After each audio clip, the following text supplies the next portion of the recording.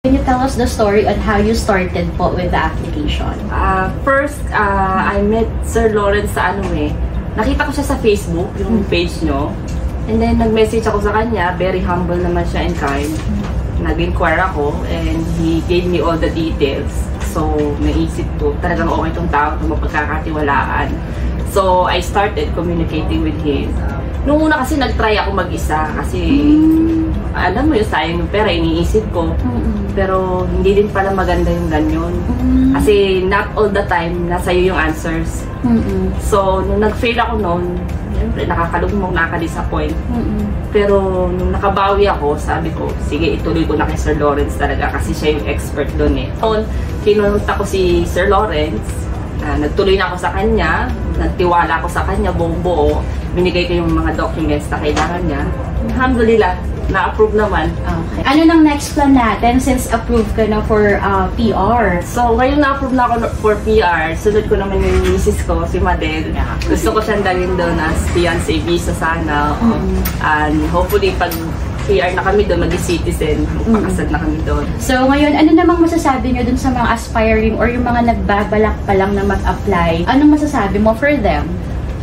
Sa lahat ng mga nagbabalak na mag-iba pang country, ano lang, patience lang talaga kasi, at saka prayers. Correct. Support ng family. Ano lang, talagang kailangan kumapit ka lang kay Lord. Hindi, wag ka mawala ng pag-asa kasi pag nawala ka ng pag-asa, sino bantado? Ikaw din. Correct. So, go lang ng go. Kung saan dalhin ni Lord, magtiwala ka lang. Correct. Basta, more prayers hanggang sa ma-achieve mo yung goals mo. Thank you, Sir Lawrence. Thank you for everything po. Magtiwala kayo sa The Visa Center kasi hindi nila kayo iwan hanggang sa huli. Talagang gagawa nila ng paraan kahit anong mangyari. Quick question lang.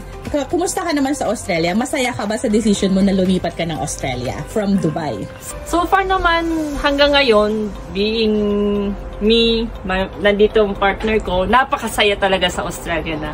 Once kasama mo na yung mahal mo sa buhay, may maganda ka ng work, unti-unti mo na matatagumpay yung dreams mo. So, huwag kayong magsising pumunta dito at iwanan kung anong meron kayo, kung saan man meron dyan.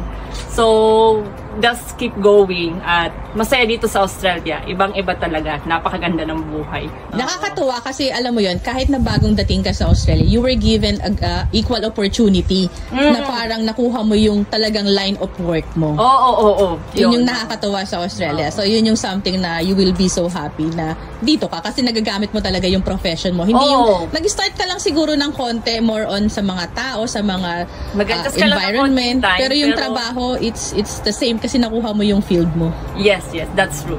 So, kailangan mo lang talagang i-push kung saan mo gusto eh. Kung halimbawa, kung gusto mong maging, halimbawa ako, dental technician, gusto ko doon yung way ko, i-push mo na doon. Hindi mo kailangan magpaligoy-ligoy kasi malilito pa yung pathway mo eh. I-push mo lang kung saan ka masaya at ayun, God will provide naman palagi. Thank you! Thank you very much.